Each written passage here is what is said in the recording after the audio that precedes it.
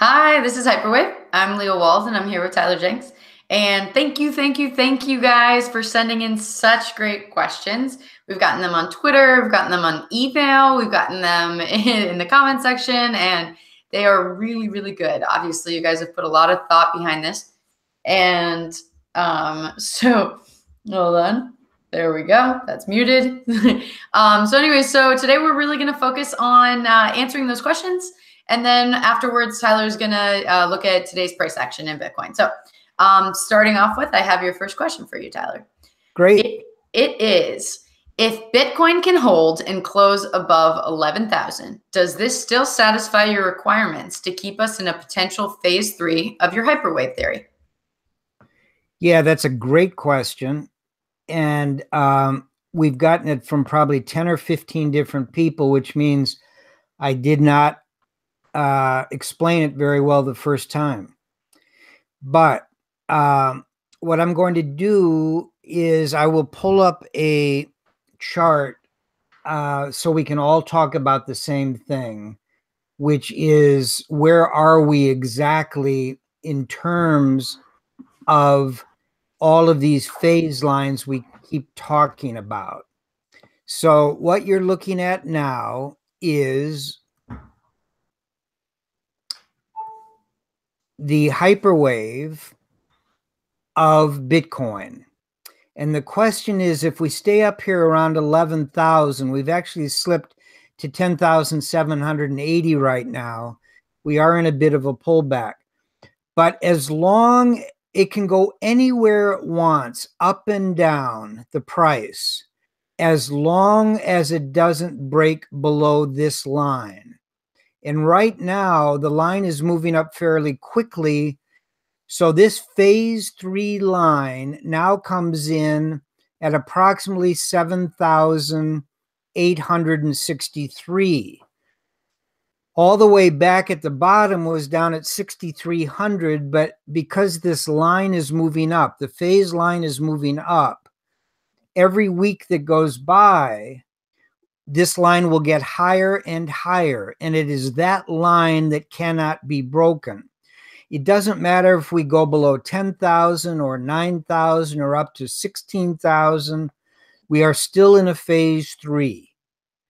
The only time you are no longer in a phase 3 is when the phase 3 line is broken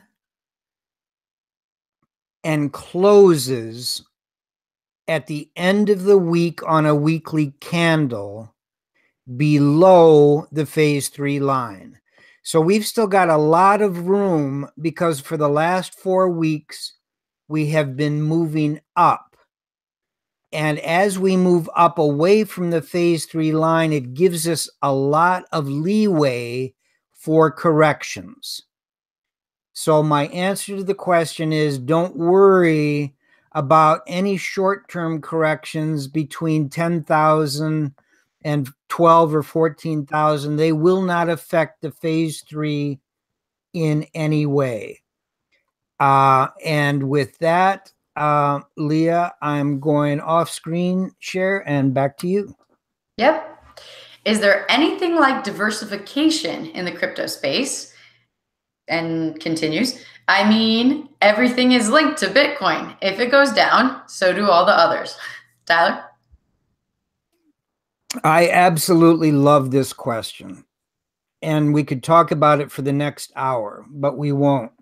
I have already answered all these questions to the people that have asked them, but in Twitter, as you know, the answers tend to be very pithy.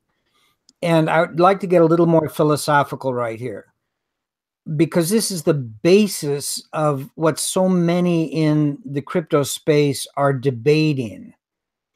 And this particular follower put it very succinctly. Is there any diversification in cryptos? Because to him or her,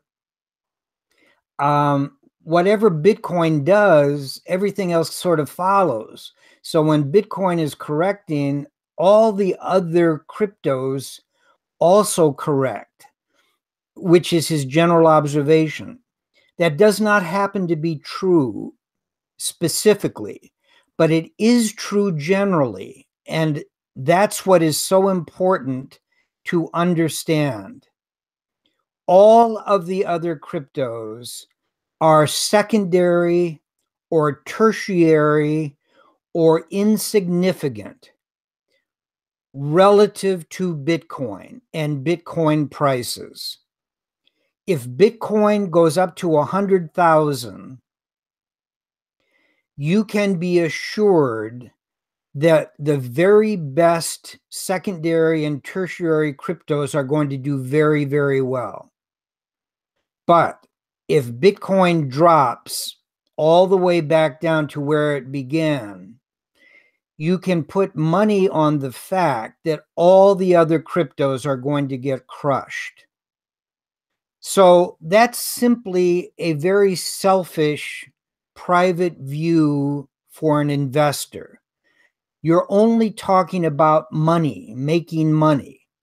It's important to understand that this is not a diversified space. I totally disagree with the other analysts that are attempting to put together portfolios of cryptos, because that is like a portfolio of stocks in that you are diversifying. You are not.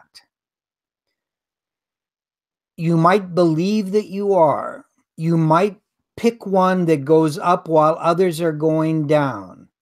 You might pick one that goes down to hedge against another that is going up. I'm not saying you can't do that.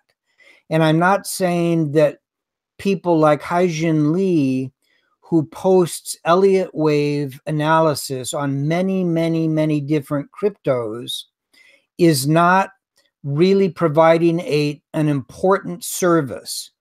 But don't mix that up with the question of diversification. That's point number one and very important. But point number two is even more important. If you accept my premise that all cryptos are dependent on Bitcoin, and you may or may not agree with that, but I firmly, personally believe it, then any crypto that comes along that in any way hurts Bitcoin, that in any way limits Bitcoin, that in any way waters down the four basic functions from a fundamental point of view of Bitcoin, which are unconfiscatability, number one. Number two, permissionless value transfer. Number three, anonymity. Number four, fungibility. And most importantly, number five, decentralization. If your crypto, if you are a sponsor, or if you are an investor in a crypto that weakens any of those points for the crypto ecosystem, and particularly Bitcoin, what you are doing is you're speeding the demise of the entire sector. You must protect Bitcoin because everything else is dependent on it. Thank you. I love that. It got me really excited, Tyler. Not gonna lie. All right, everybody, thanks. On to the next question. Are there any stocks that you feel are in a hyperwave in phase 3? Another great question. And we've already given you 3. If you go back and look at some of our previous vlogs when we're talking about the funky hyperwaves. And those 3 were Amazon and Netflix and Tesla. And I'm going to pull them up very quickly for those of you who haven't looked at them. But I'm going to be a little mysterious here because there are literally hundreds of stocks that are in various stages of hyperwaves. Now, the hyperwave system that Leah and I describe on our channel, we are doing to introduce the general concept of hyperwaves so that people can benefit from it. I've kept it under wraps for many, many years. And when we saw that it works so well with Bitcoin, we decided to do these vlogs. But I hope you all understand that to me, this is very valuable information. So in the future, what we will be doing is we will be coming out with various services where we can basically monetize the value of this system. And what I mean by that is we will start talking about other cryptocurrencies and analyzing those. We will start talking about other stocks and other indexes around the world. But what we want to do is give you the fundamentals so you can find a lot of these yourself. And what we are being driven by is making sure that we answer all the questions that I've had to answer over the years in a very simple, synthesized way so that you get this information. We will continue to provide, without monetizing, anything about Bitcoin itself because it's such an important hyperwave. So the Hyperwave channel will continue to focus on Bitcoin, but from time to time, we will hold seminars, we will hold podcasts for which we will have to charge the listeners or the attendees some fairly nominal amount to get into the details of all of the analysis about individual stocks and individual cryptocurrencies. So we hope at this point that you understand that.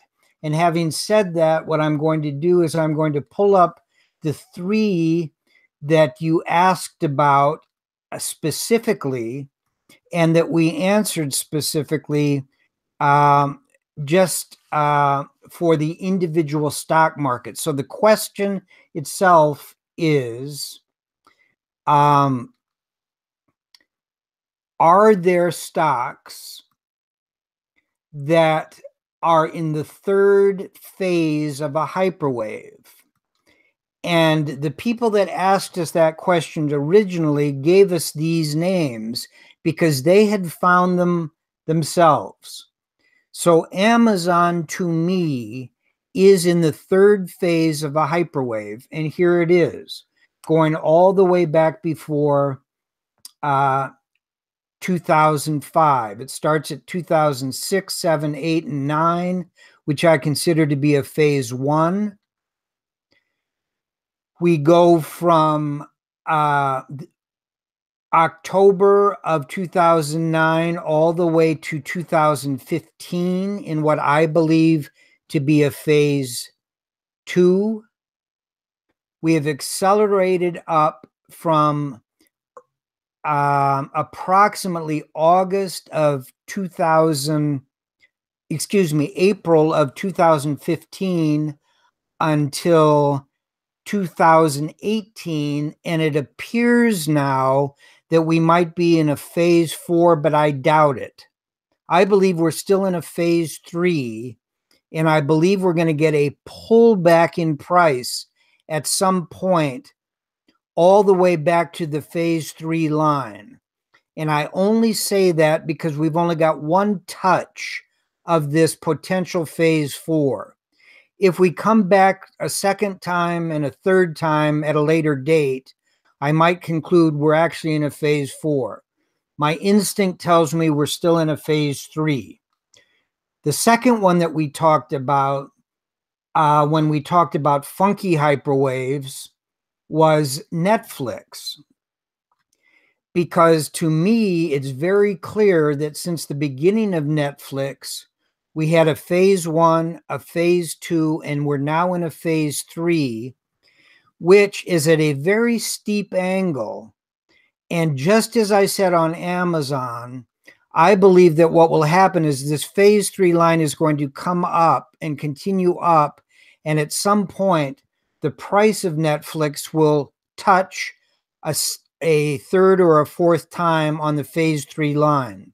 So my conclusion on Netflix is it's in a very powerful hyperwave, but we're probably still in phase 3. And the last example that someone asked us about, and again, this was something that someone else found for us, was Tesla. And this one's a little more difficult, but I do believe it is in a phase 3 hyperwave with only one touch. I could make this line go higher and include all of these bottoms. But if I did that, then we have penetrated to the downside that line.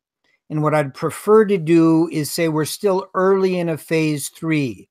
It's very rare that a phase 3 is shorter than a phase 2.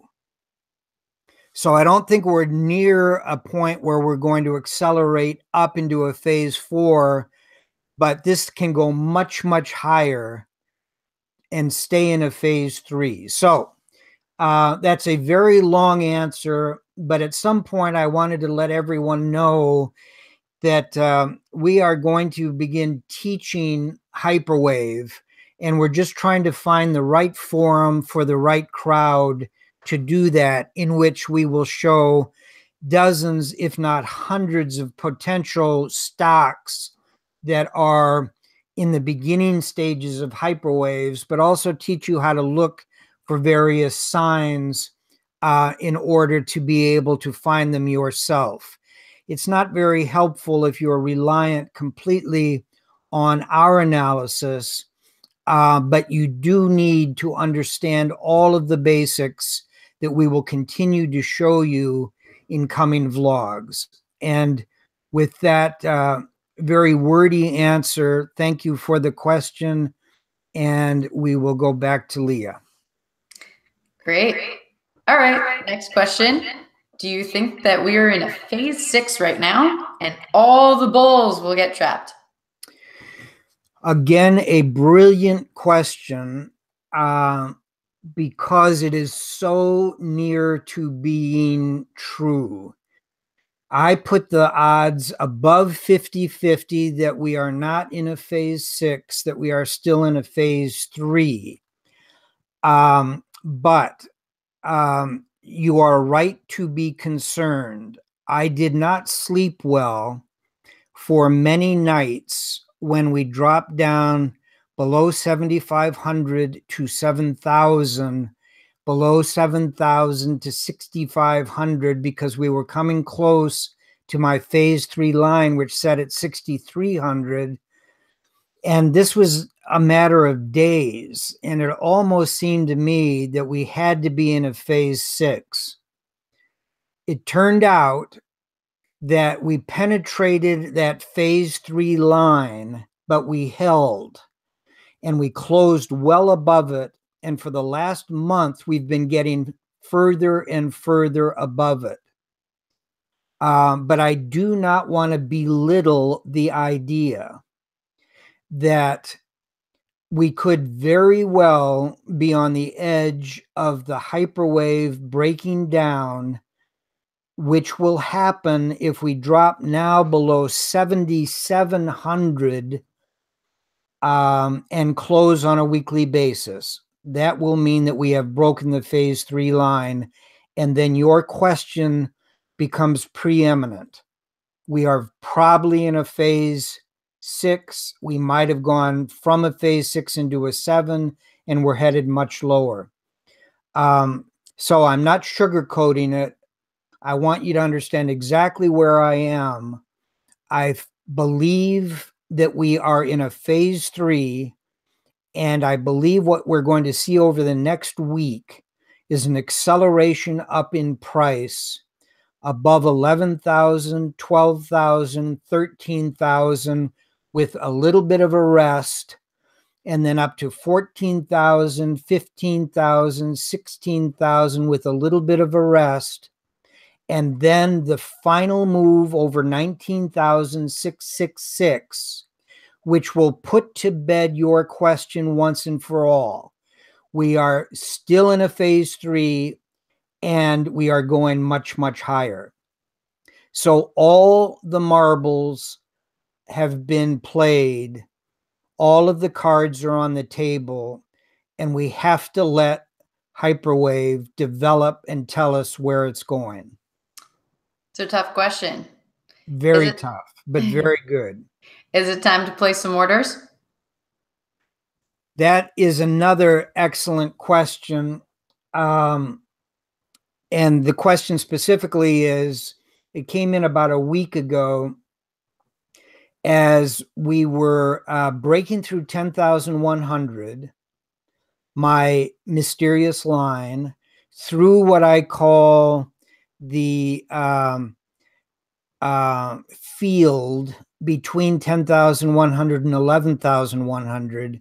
And when we finally broke above 11,100 and took out the downtrend from the 19,666 top, I became bullish, and I said so in a number of tweets.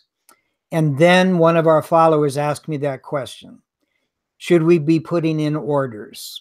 Now, I'm going to dodge that question. I never answered it to the individual, but we are not putting these charts and teaching this information from the point of view of giving advice in terms of what you do with this information. If you choose to work with Lucid and with Lucid Totality in another form other than educational, which is what the Hyperwave channel is and what all of my tweets are designed to do. They are to give you my most up-to-date thoughts on all the technical and the fundamental, including Hyperwave, that I think about when making decisions for putting clients who have entrusted their fiduciary responsibility to me or to us as a group. I use all of this information I'm giving you to make my own decisions, and you need to do the same thing. If you have a question about your decision, please ask, and I will give you the information I think you need to give you additional information to answer your own question. But this is not a dodge by me saying this. This is securities law, that giving advice to groups of people that you do not know, that I do not know, that I do not know your financial situation, I do not know what other financial decisions you are making, it is irresponsible and, quite frankly, illegal to answer that question directly. And I will not do that. I never have. But I want to make it clear why I am taking that stance. When you read the disclosures on YouTube or on any of the other services where people are seemingly giving advice, those disclosures say this is for educational purposes only. That will not stand up if during the actual presentation someone is saying, I would buy here, I think you should buy here, you should double up here, you should sell here. Today is the day we're being as forthright as possible of what we are attempting to achieve and what we hope to give to you. Thank you. Thanks, Tyler. So I'm going to take one straight from the live chat. Thanks, guys. I already know this answer, not going to lie. Great, I'm going to let you answer it. Absolutely not. Maybe one day. You'll like this one because we do use, well, Tyler uses 40 different systems. So the question, Tyler, that was given is, can you comment on why you use parabolic SAR indicator, and does it only work on a linear scale? Wow, you guys are tough. That actually is not an easy question. I love the parabolic stop and reverse point. And I love the sequential RSI. Both of those things are combinations of two other systems. And you need to understand each individual system backwards and forwards before you try to interpret two systems together. The RSI, the relative strength index, is one of the most important technical systems ever put together. It's so easy, but it is so powerful, but it has limitations. Tone Vase has pointed out the limitations on a number of occasions, and almost anything like the MACDs, the RSIs, a number of different oscillators, Williams oscillators, Williams percentage, all run into trouble when they get into extreme zones. What I mean by that is the RSI, relative strength index, usually is oversold when it hits 30 and usually overbought when it hits 70. But very often you'll see it up at 75, 80, 85, or even 90, and it can stay there for days and weeks. Same thing on the downside. In big bear markets, all of the momentum indicators get stuck at the top and the bottom and don't give you very much information. So when you take stochastics, which is another system entirely, and you overlay that in terms of RSI, now you get something that gives you a little bit of a clue when you get to the extremes. Because there are two different lines, a shorter one and a longer one in the stochastics. And when the shorter one cuts through the longer one from above and begins heading down, it tells you that maybe the RSI itself is going to leave from the overbought territory. So it's a little bit of a heads up. I don't find it useful in between the extremes. I would just use the RSI. And in terms of the parabolic SAR, the stop and reverse point is by its own nature parabolic. Because when Wells Wilder Jr. came up with that system, he wrote in it the algorithms, and we won't take time to get into the details here, but on a later one, I will go into the details of how that calculation is done. What I would suggest to you is get a chart of Bitcoin or any volatile stock or index and put the SARs on top of it.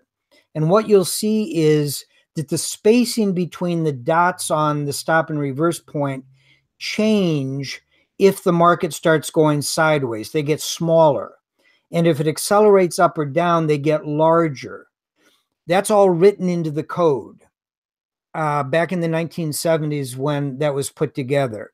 So even though it sounds like they're two different systems, one having to do with parabolas or hyperbolic moves, it really isn't. It's all part of the same system, but very astute question. Thank you.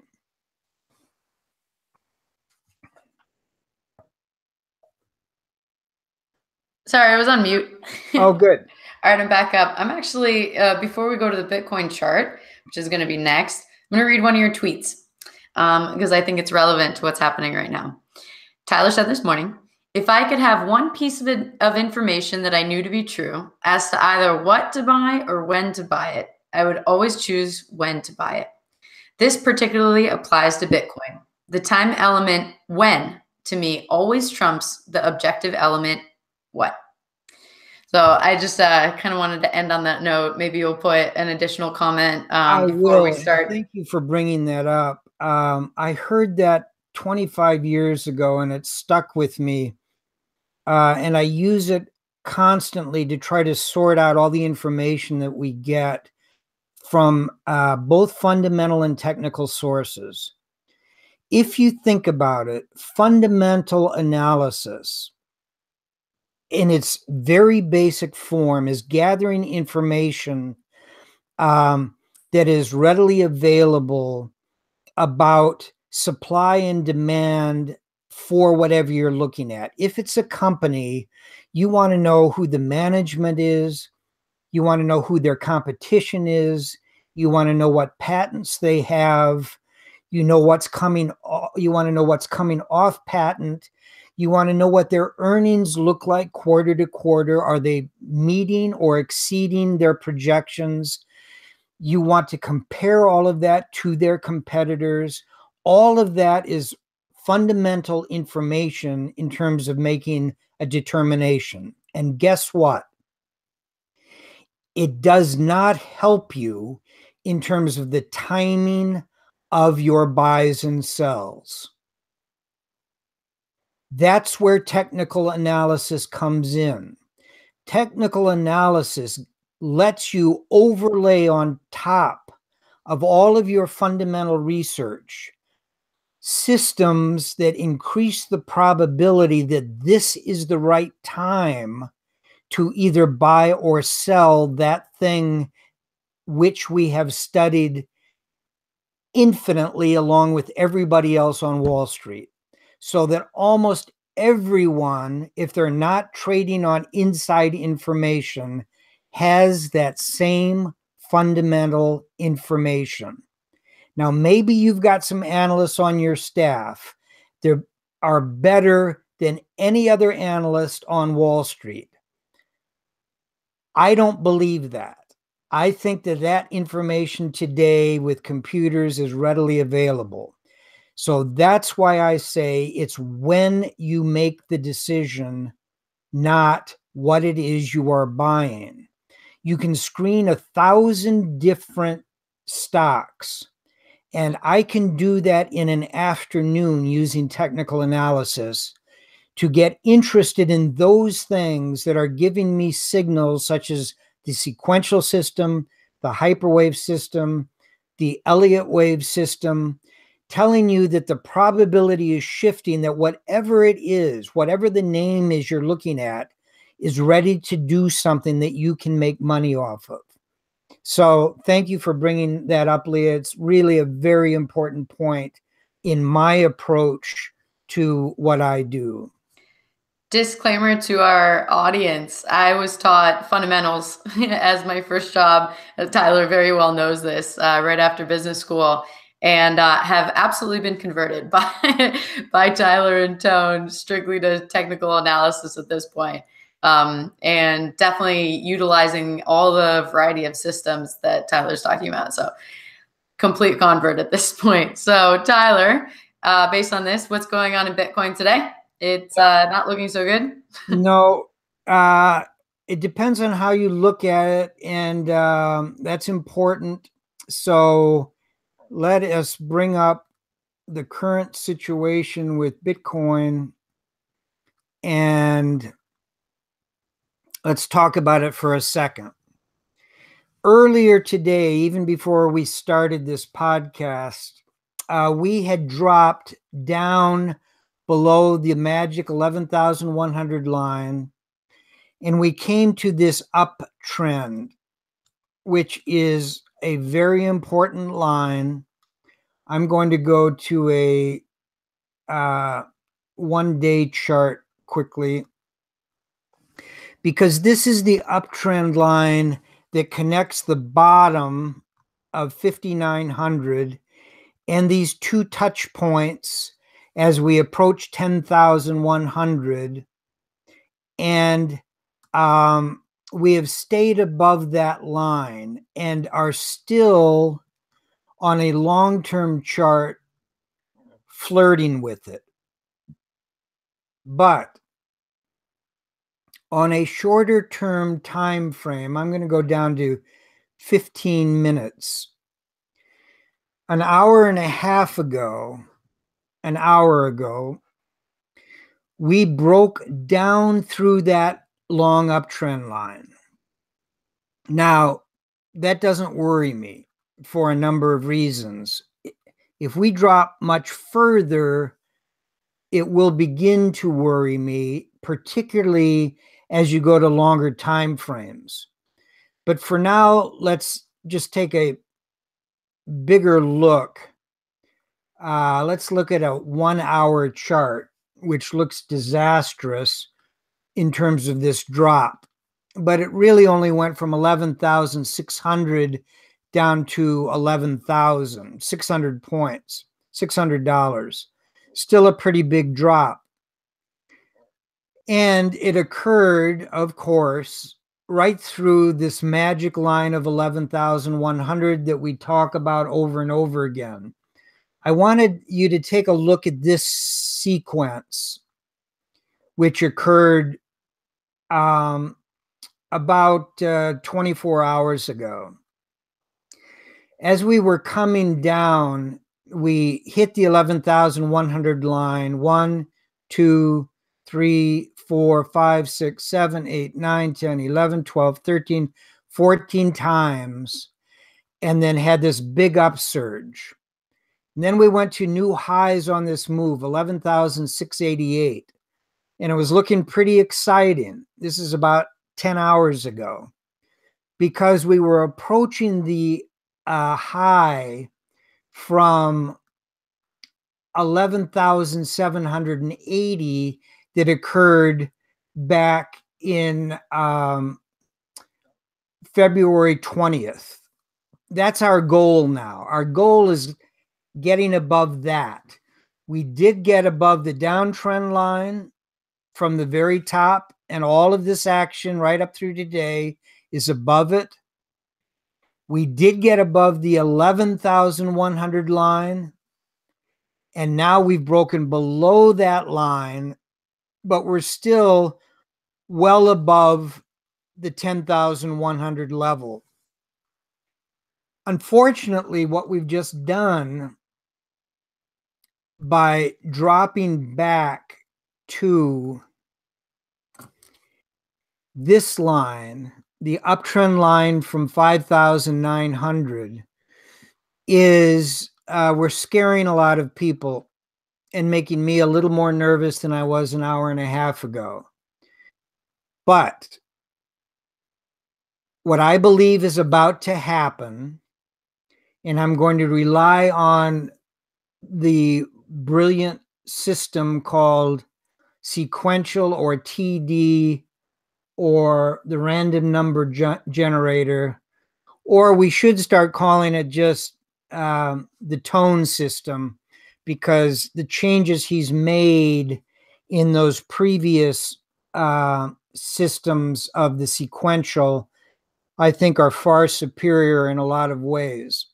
And what he said this morning and last night, I readily agree with, which is we are in about a 1 to 4 day pullback. And we're in day 2 of that pullback, and we don't have to go all the way to day 4. We could turn around at any time. And if you listen to Hai-Jin Lee this morning and his Elliott analysis, he's got 2 paths out of here that are almost imminent in his mind. And both of them turn around somewhere before we get down to around 10.5 down in here. In other words, those two systems, the tone system and the Elliott system as interpreted by Haijin Lee, are calling for a move down somewhere in here, turning around and quickly moving up sharply. That's why this morning I tweeted one of my favorite aphorisms is a pause to refresh.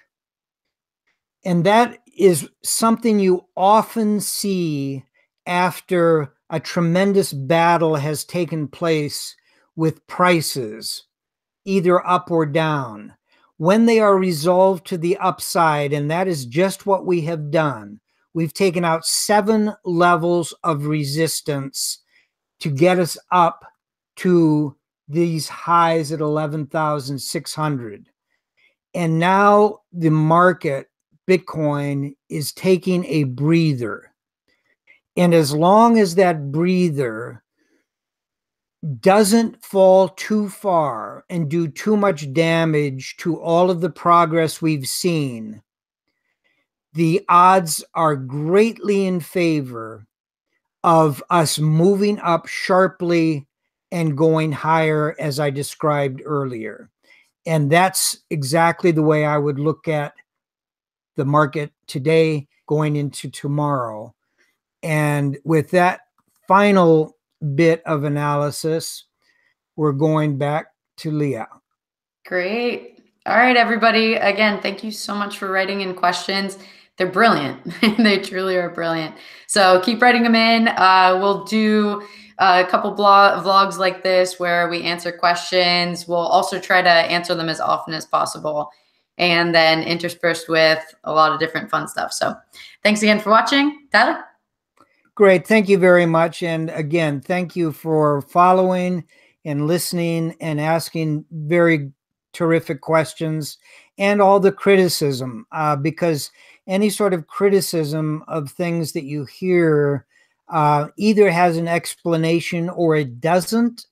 And if it doesn't, I need to be more careful on my presentation. So thank you very much. Thanks, everyone. Have a great day.